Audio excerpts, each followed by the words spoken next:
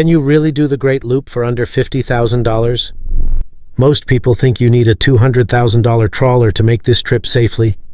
That's not true. Today I'm showing you 3 boats you can buy right now for under $50K that are fully capable of getting you around the Great Loop. Let's get into it. Number 1. The Mainship 34. This is one of the most underrated trawlers on the used market. You'll find well-maintained models from the late 90s and early 2000s in the $35,000 to $45,000 range.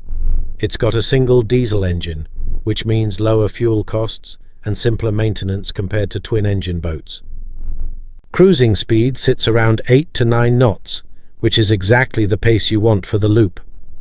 Fuel tanks typically hold around 200 gallons, giving you real range between fuel stops.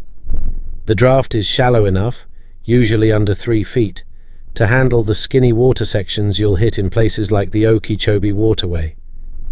Look for one with a rebuilt or low-hour engine, and check the fiberglass around the hull-to-deck joint for any signs of moisture. That's the one weak spot on this model.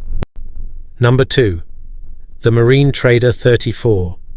This one's a Taiwanese-built trawler from the 70s and 80s, and it's a favorite among loopers who want old-school build quality. These boats were built heavy, thick fiberglass, solid teak interiors, and they hold up. You can find good examples in the $30,000 to $40,000 range.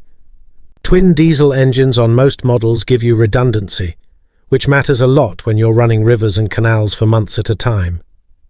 Fuel consumption runs a bit higher than a single-engine boat, but the trade-off is peace of mind.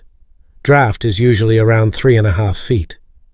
The main thing to check here is the engine hours and whether the teak decking has been maintained, because replacing that can get expensive fast. Number 3. The Ranger Tug 27. If you want something smaller, more fuel efficient, and easier to handle solo or as a couple, this is it. These are newer boats, so you'll be looking at the higher end of your budget, around $45,000 to $50,000 for a well-equipped used model. Single diesel, shallow draft under 2 feet, and fuel economy that'll save you thousands over a full loop season.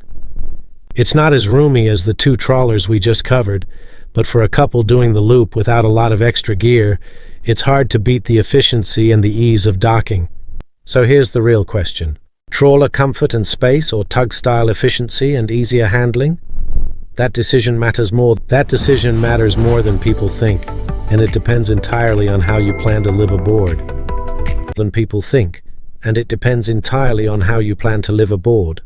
Which of these 3 would you actually take around the loop? Drop it in the comments.